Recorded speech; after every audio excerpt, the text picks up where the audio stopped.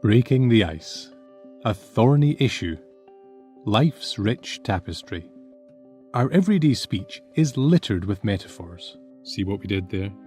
Or, as the poet Paul Muldoon put it, the impulse to find the likeness between unlike things is very basic to us.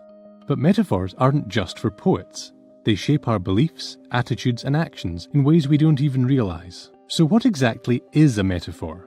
At its simplest, a metaphor is X equals Y. Sometimes it's stated explicitly. Every day is a winding road. But more often, metaphors are harder to unpick. Take the end of The Great Gatsby. We beat on, boats against the current, borne back ceaselessly into the past. On first glance, we're talking about rowers fighting the pull of the current.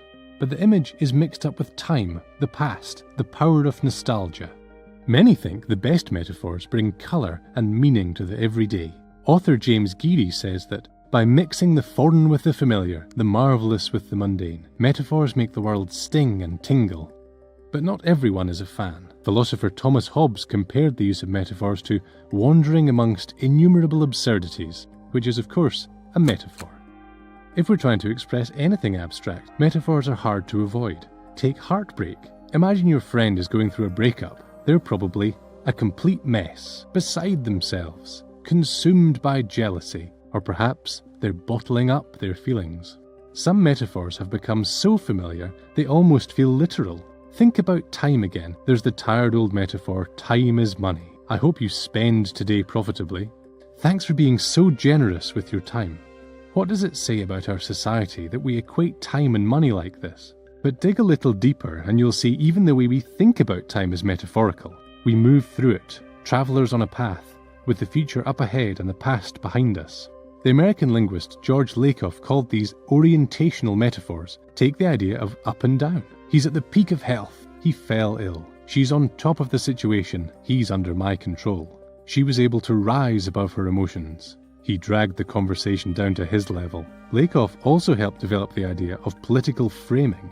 The words we choose affect how we perceive and deal with social issues, and help decide what becomes publicly accepted common sense. And metaphors play a huge role in that. We often talk about the battle or fight against cancer, but a 2019 study suggests military metaphors like this could actually undermine cancer treatment, make people feel fatalistic about their chances, and even put implicit blame on those who don't survive. Crime is another area full of metaphor. We have crime waves, the criminal underworld, crimes committed in cold blood. But what effect might metaphors really have? In 2011, a Stanford study gave one group a pamphlet describing crime as a wild beast preying upon a city. A second group were given a different pamphlet describing crime as a virus plaguing the population. When asked how to tackle the issue, the first group were 20% more likely to endorse stricter policing than the second. So the metaphors we choose matter, not just for our beliefs, but potentially for our laws, our politics, and our treatment of each other. Lakoff and his co-author Mark Johnson put it like this: the people who get to impose their metaphors on the culture get to define what we consider to be true. Or, to adapt a well-known example, knowledge of metaphors is power.